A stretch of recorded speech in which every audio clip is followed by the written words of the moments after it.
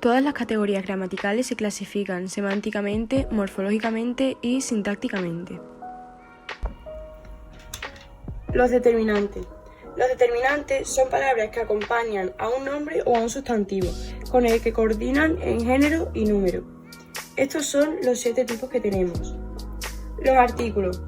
Se escriben siempre delante de los sustantivos. Estos pueden ser determinados e indeterminados.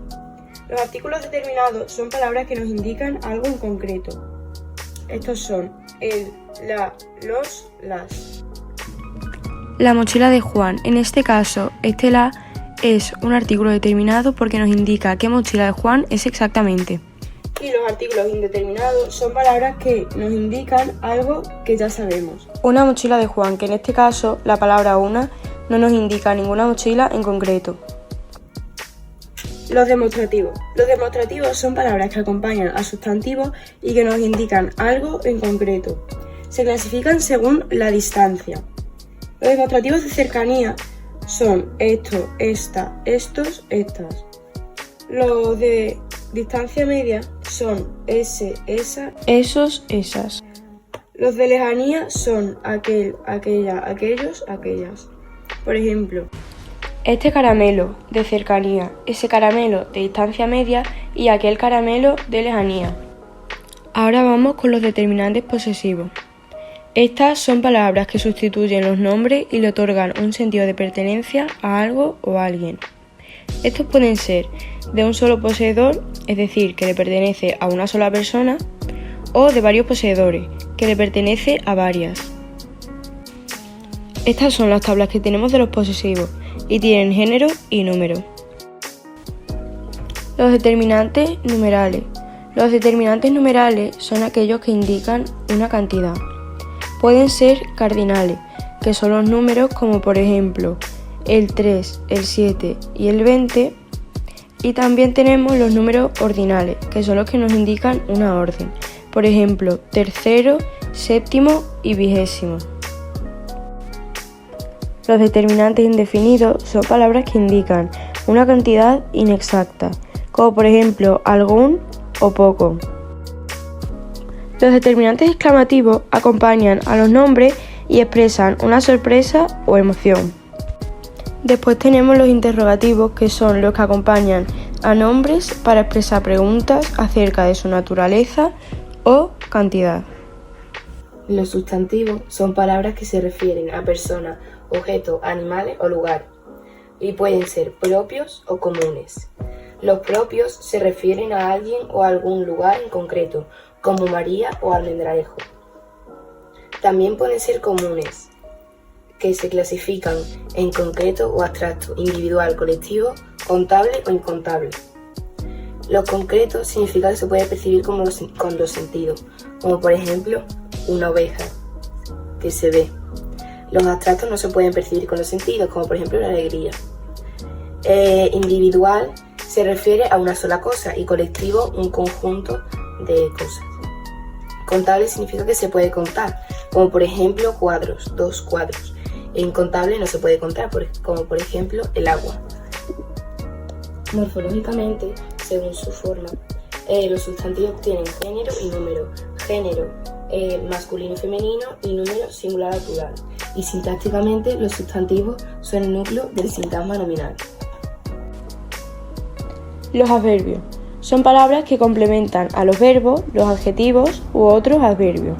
Semánticamente hay varios grupos y expresan circunstancias de, por ejemplo, tiempo, hoy y mañana, modo, bien o mal, cantidad, mucho o bastante, duda, quizá o tal vez, negación, no, jamás, afirmación, sí, cierto y por último, lugar, aquí o allí.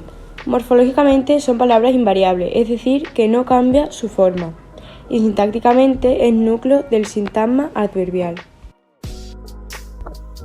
Semánticamente, los adjetivos expresan cualidades del sustantivo, como es y como está.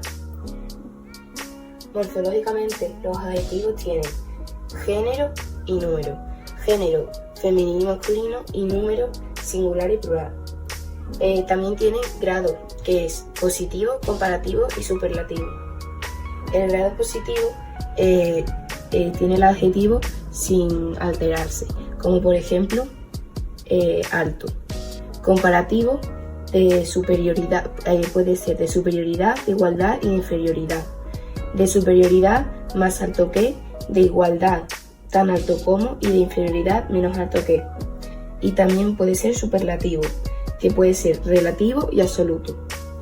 El superlativo indica el grado más alto o la mayor intensidad de la cual se expresa. El grado superlativo relativo expresa la cualidad más elevada, y el absoluto se expresa la cualidad elevada sin realizar ningún tipo de comparación. El relativo, un ejemplo, es el más alto de la clase, y del ejemplo del absoluto, este coche es rapidísimo. Sintácticamente, los adjetivos son núcleos de sintagma adjetival. Los verbos son aquellas palabras que indican acciones. Morfológicamente tienen número, como singular o plural. También tienen persona, primera, segunda o tercera. Y tiempo, que hay varios, pero vamos a poner de ejemplo el presente y el pretérito perfecto simple. Como modo hay 3, indicativo, subjuntivo e imperativo. También tienen voz activa o pasiva. Y como aspecto, el perfectivo o imperfectivo. Este es el núcleo del sintagma verbal. Los pronombres son los demostrativos, los posesivos, los numerales, indefinidos, interrogativos y exclamativos, al igual que los determinantes, más los personales y relativos. Los pronombres personales son aquellos que sirven para nombrar a las personas sin decir su nombre, y pueden ser de primera, segunda y tercera persona. Pueden ser tónicos o átonos. Y algunos de los ejemplos son yo, tú, él, me, te, nos, se. Los pronombres relativos pueden referirse a personas como a cosas. Pueden ser singular o plural. En singular pueden ser masculino, femenino o neutro, como él, la o lo. Y en plural pueden ser masculino o femenino, las o los. Morfológicamente todos tienen género y número. Género masculino, femenino y número singular o plural. Y los personales y posesivos también tienen persona. Los pronombres son núcleos del sintagma nominal.